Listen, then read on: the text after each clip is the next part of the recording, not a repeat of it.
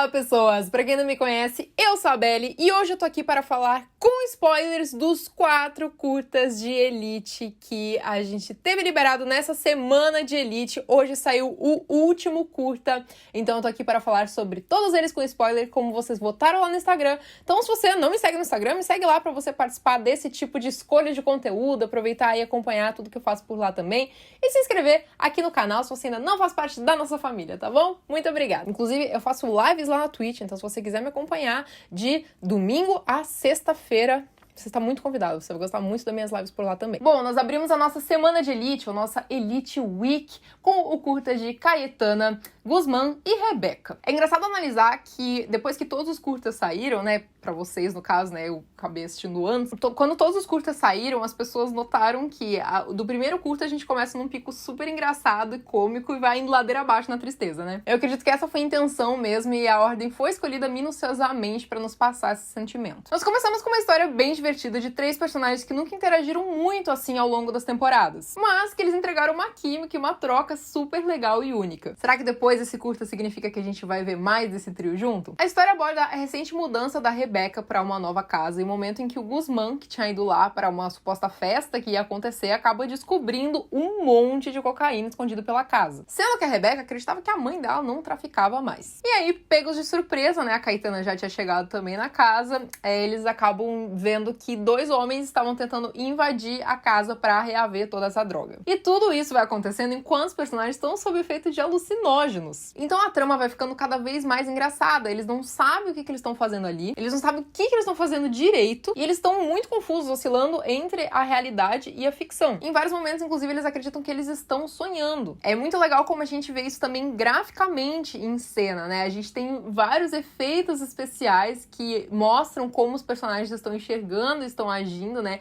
A gente tem uma cena super legal que eles estão num phantom gigante, assim, todo estampado de flores e as flores estão todas se mexendo.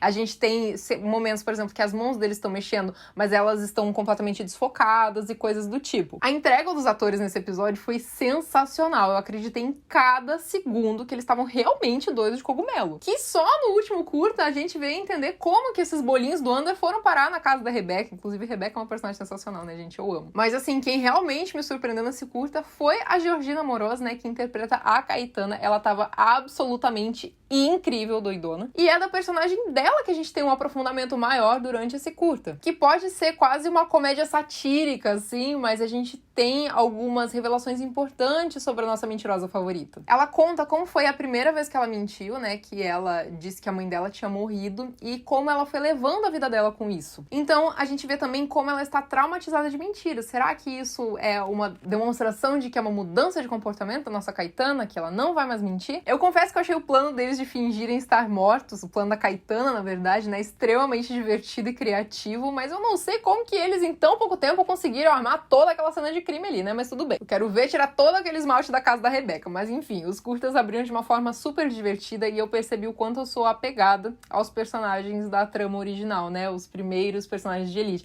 Apesar de eu amar a Rebeca e a Caetana, né, que elas entraram depois junto com o Valério. E por falar em Valério, né, tudo que eu queria era ter tido um curta de Valu, juro pra vocês. Gente, não fiquem bravos comigo, mas eu trocava os 4 curtas por um curta de Valu, de verdade. Um dos criadores falou que não rolou por conta da pandemia, mas a gente sabe, né, que o relacionamento que o Jorge Lopes e a Dana Paola tinham não deu certo. E a Dana acabou fazendo um álbum inteiro pro Jorge Lopes, né? Se vocês não acompanham a carreira musical da Dana, eu recomendo. A partir de Sódio, são as músicas que são músicas para o Jorge Lopes.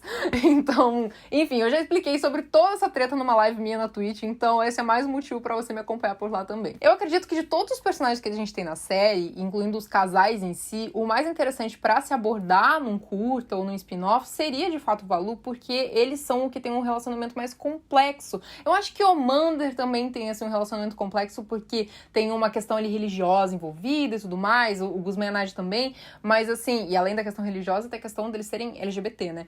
Mas Valu é um negócio tenso, né? Porque incesto, né? Enfim, eles poderiam desenvolver uma trama super incrível, né? Eu, fanfiqueira, já tinha criado na minha cabeça que, na verdade, a Lucrécia, que não era filha do pai, daí ela ia ser deserdada, daí ia ser um drama, enfim.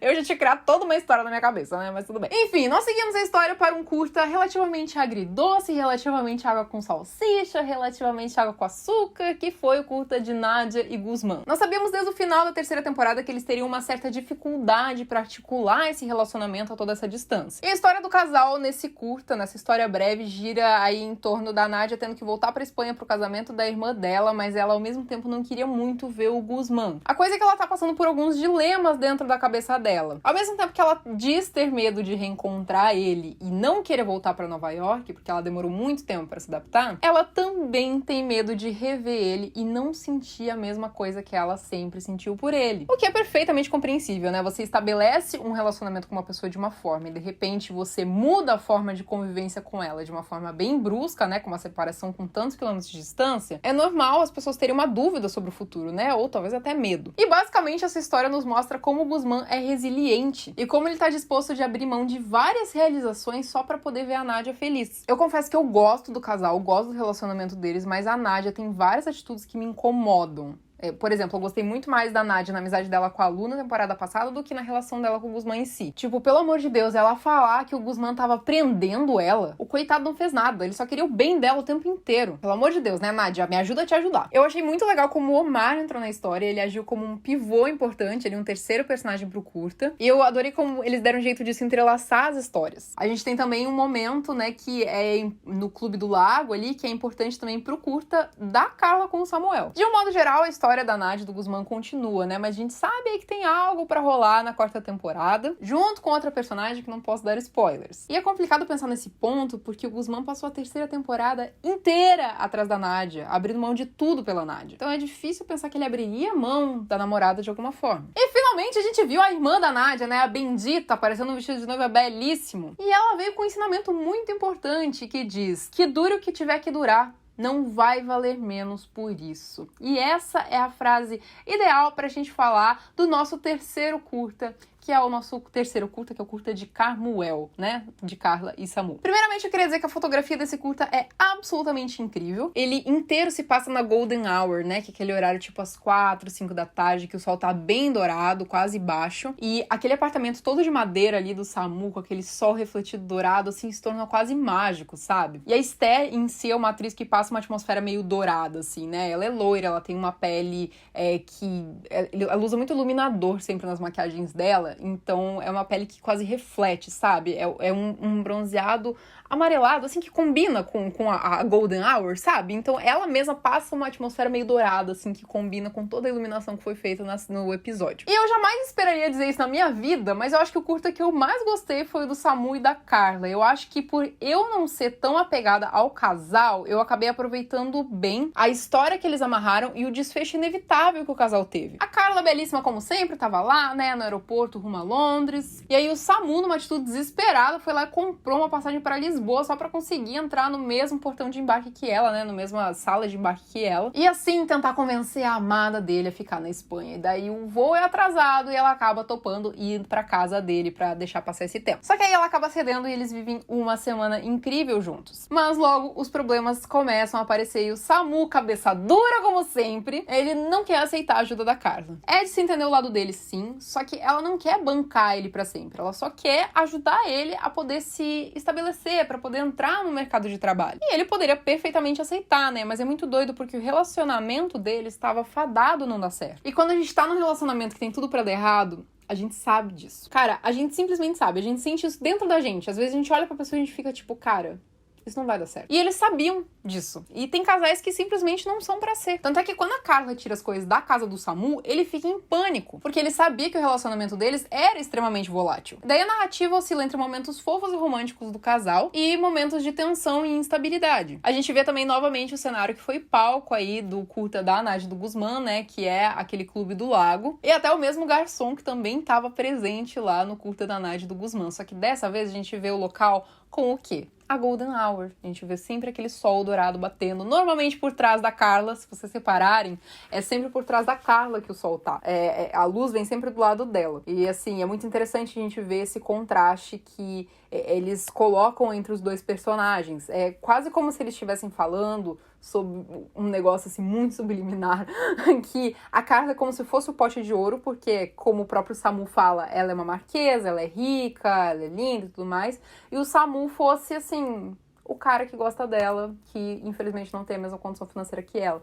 Então eles colocam esses dois, assim, num patamar diferente um do outro, pra gente ver fisicamente também. E eu acredito que esse seja, dos episódios de transição que a gente tem, o mais importante, porque ele coloca um ponto final no relacionamento entre Samuel e Carla. Abrindo caminho aí pro Samu, tem outras tramas aí na 4ª temporada, né? Vamos ver que tramas, né? Porque o Samu só se ferra desde a 1ª temporada. Os dois são de realidades muito diferentes e um meio que não aceita ceder pelo outro. Principalmente o Samu não cede pela Carla, porque ela quer ajudar ele. Então é uma história complexa. E agora que a gente teve um desfecho que foi bem triste, né? Porque o áudio da Carla é realmente de partir corações, a gente pelo menos pode dizer que a gente teve um término. Diferente de Valu, né? Mas eu juro que eu vou tentar superar. Enfim. E pra encerrar os nossos curtas, a gente teve hoje o último, né? Que foi uma tristeza sem fim. Meu Deus do céu. Todo mundo pensava que ia ser um término de Omander, né? Mas o negócio aqui não foi uma deprimência ali que, meu Deus do céu. A gente... Sabe quando a gente chega no fundo do poço? A gente chegou no fundo do poço ali com esse curta de Carla e Samuel. Daí a gente descobre que tem o quê? Tem um alçapão,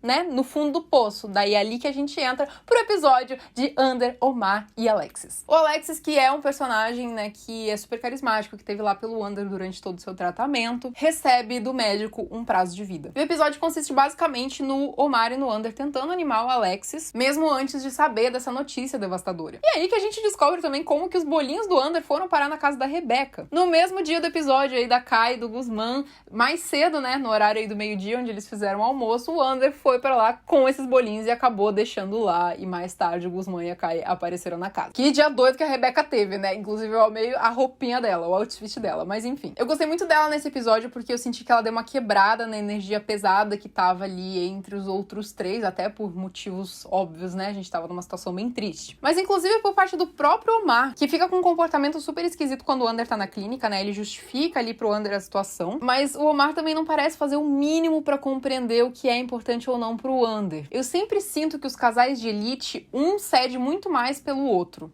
sabe? Que nem Samuel e Carla que eu tava falando antes. De um modo geral, a gente tem um episódio triste que nos faz refletir bastante. E o roteiro é o ponto alto desse curta, que ele nos traz um discurso sobre o câncer que é super pertinente e muito comovente. É interessante porque traz um outro lado da doença, né? O Ander conseguiu vencer o câncer e ele tá ali vivendo e tudo mais. Mas o Alexis não. E ele mesmo fala que não é porque ele lutou menos. Às vezes o destino quis assim. E a relação dele com o Ander sempre foi ali uma relação que constituiu uma troca verdadeira e tudo mais. E a forma como termina, com o Alexis pedindo pro Ander fechar o olho pra lembrar dele sorridente, é muito, muito, muito triste, gente. Porque a gente se coloca no lugar do Ander nessa situação, né? E ele ainda ganha o anel da família do Alexis, né? Eu espero muito sinceramente que o Ander continue aí passando de geração em geração esse anel. Esse episódio parece que só veio pra nos machucar, né? Claro, pra contar o que acontece com o Alexis, né? Que é um personagem que não teria espaço na 4ª temporada. Mas, assim, muito triste. Eu gostei muito do Ander no episódio, eu vi ele extremamente maduro pra lidar com as situações. E ele é um personagem que é engraçado porque ele foi crescendo no meu ranking de personagens favoritos de Elite, sabe? No início, lá na 1ª temporada, ele era lá embaixo, eu não aguentava o Ander. E, cara, agora ele é um dos meus favoritos, assim, eu realmente curto ele. E, como eu falei no início do vídeo, de um modo geral, os episódios foram escalonando pra algo super engraçado até chegar na desgraça completa, a tristeza, nosso pulmão pra fora de tanto chorar. Eu gostei muito dos 4 episódios, os 4 curtas, e eu vi como eu sou realmente muito apegada ao elenco original de Elite. Eu vou sentir muita falta de personagens que pra mim são super importantes. Eu espero que vocês tenham gostado dos curtas, eu realmente gostei bastante, achei eles super legais, gostei da forma que eles foram divididos, inclusive a própria história em si dava pra ver que ela era dividida em blocos, né? Quase como se fosse assim, um episódio feito para ter intervalo comercial entre eles, então fez sentido ter parte 1, 2 e 3 dentro de cada história curta, né? Enfim, gostei bastante dos 4. É isso aí, vamos ver aí a nossa 4ª temporada de Elite agora. E um beijo pra vocês e até a próxima.